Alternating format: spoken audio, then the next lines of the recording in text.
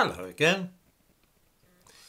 Like many viewers, I was amused to see such things as Anne Boleyn played by a black woman in a television series a year or two back, and I regarded it as being a passing novelty, simply something to grab the attention and make the drama noteworthy. I underestimated the danger. As the mad ideas of black history have taken increasing hold in recent years, so too have the claims that Britain has always been a multicultural and multiracial society. John Blank, the famous trumpeter, rather than being a freakish exception, has now become accepted as a typical citizen of Tudor Britain.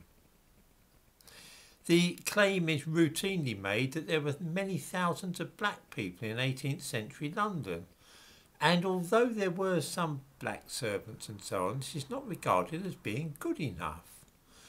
Why should black people be restricted to being servants or beggars? So when we're making films or television series about the 18th century and we're going to have black people in, it would be racist just to limit them to the roles that they really inhabited on the periphery of society. This kind of loopiness has been compounded by the fact that many companies in the television and film industry will not now do business with any commercial enterprise which doesn't have a certain percentage of black people working for it in all aspects of production. In other words, all companies must reflect the community, to use a modern jargon.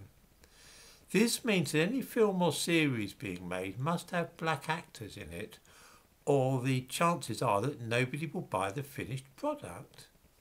It will be particularly difficult to export any programs to the United States unless black people feature prominently in the finished production, and not just as extras playing street sweepers either. No tokenism, thank you. Black people must be shown as important, high-status characters, and nobody around them must raise any eyebrows or display racial prejudice. The result is things like Bridgerton, where even the Queen of England is played by a black person.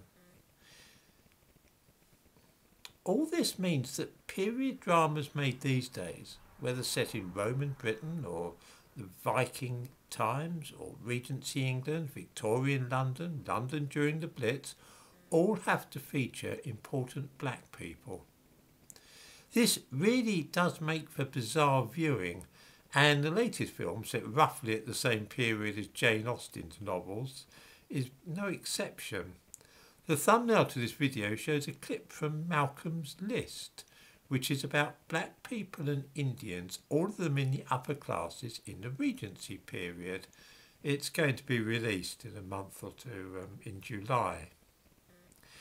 I think that this mad desire to project diversity onto the backdrop of our history is here to stay, and it has crept into non-fiction books aimed at children and found in schools, such as David Olusoga's dishonest book about black people in Britain.